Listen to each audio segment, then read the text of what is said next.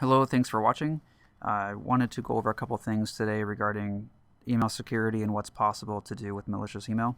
To set this up, we have two machines, both virtual machines. One is Windows 7 running uh, circa 2011 or so with Adobe Acrobat 9 Update 3.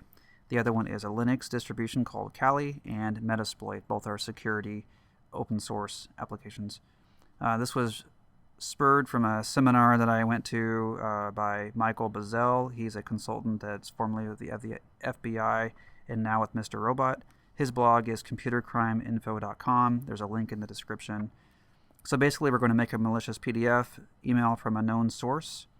Some social hacking may be required on this to get the proper email addresses to send from and to, but we'll go over what's possible through this process. Alright, so we're starting on our Linux machine, which is the black box. The other one is the Windows machine.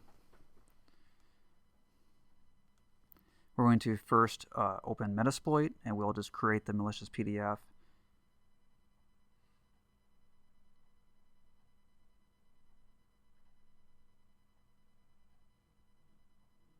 We're searching first for what the available exploits are.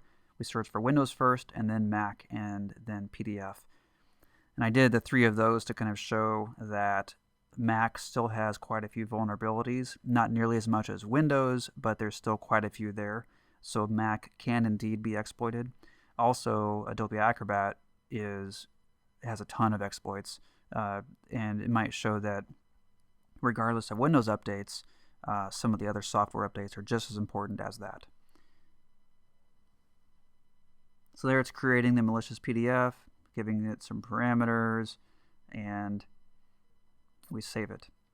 So now we'll go to a Windows machine. This is on the same machine as the end user machine, but we'll just go over there. We'll go to a website and send some email. And this is where the social hacking may be required. Basically, we need to come up with a trusted email address on the from and to side, which is not impossible to do at all. In this case, we'll send it from my boss.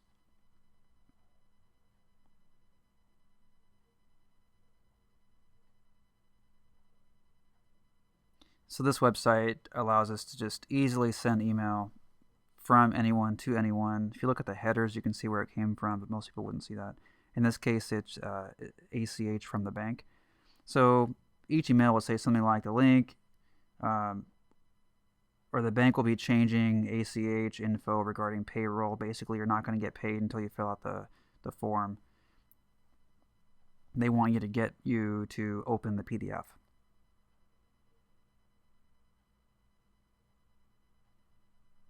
The next one is MUD accounting. That's the MUD, Metropolitan Utilities District here in Omaha.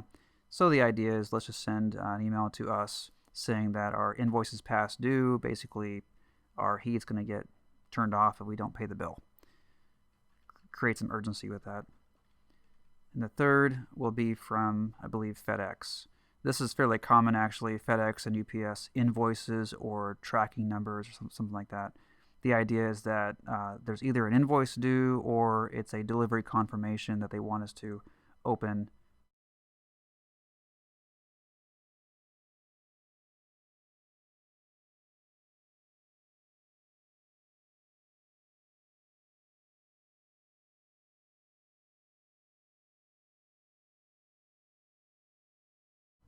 Alright, so now that we sent the email, let's go ahead and receive that. We'll go through those three emails. It's kind of interesting to see the from and to address. You'll see that it looks very much like a real email address. Obviously, you can format that any way you want. By the way, my spam filter and my firewall both blocked these. I had to disable quite a few things to get this through. They may not have been blocked 2 or 3 years ago. Most of these things happen one day and they're delivered the next day. So within 24 hours, it's called a zero-day attack. The idea is that the update from Microsoft's probably not released yet. So there we open the PDF. There's kind of a strange box that happens when you open it, and it's a blank PDF. We could easily attach that to a regular PDF that's some sort of a form or something like that too. And there we see on the Linux machine, the machine checked back in, the Windows machine checked back in. So on Linux again, we can see that it's Windows. We can see all the processes on it, the computer name, and we can do quite a few things at this point. So the first thing we'll do, we'll just start a keylogger. That way we can track all of the keystrokes we type in, just to see all the passwords or whatever else it is that we're typing in.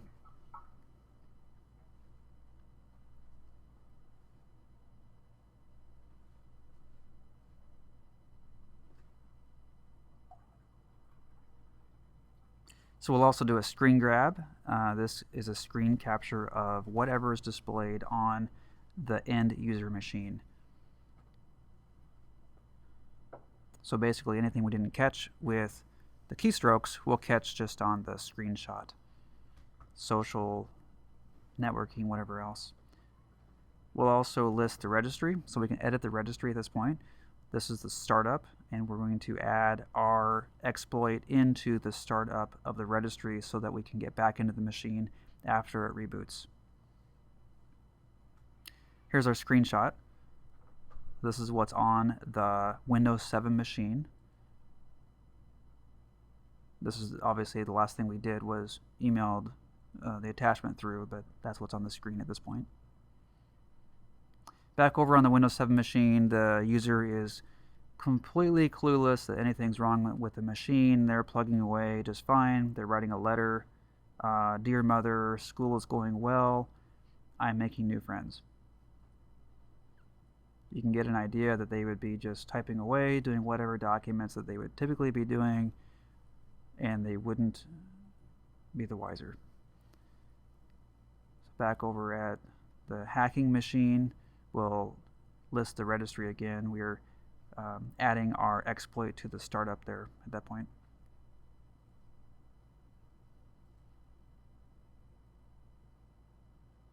And we just confirmed it's there.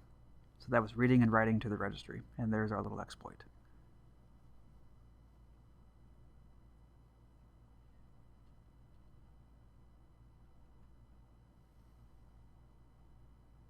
We'll do another screen grab and see what's on that other machine. Oh, there's the letter that we wrote. Regardless of keystrokes, we can still see the screen then, so that's interesting.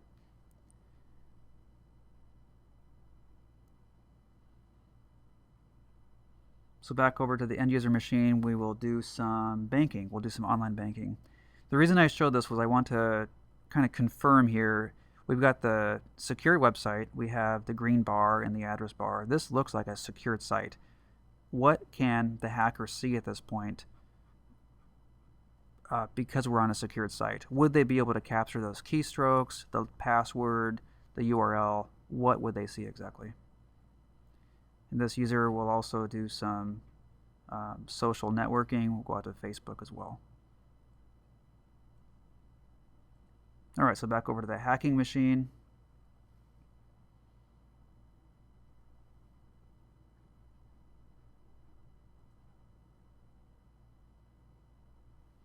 Another screen grab showing Facebook. So anything that's not a keystroke, but an image or whatever else, they can still see. So they can get all of your friends at that point and screenshots of just anything. And then lastly, this is the keylogger. So this is the log of every keystroke that we typed in. You can see all the passwords, the letter we wrote, the URL, even the banking website, which is right there.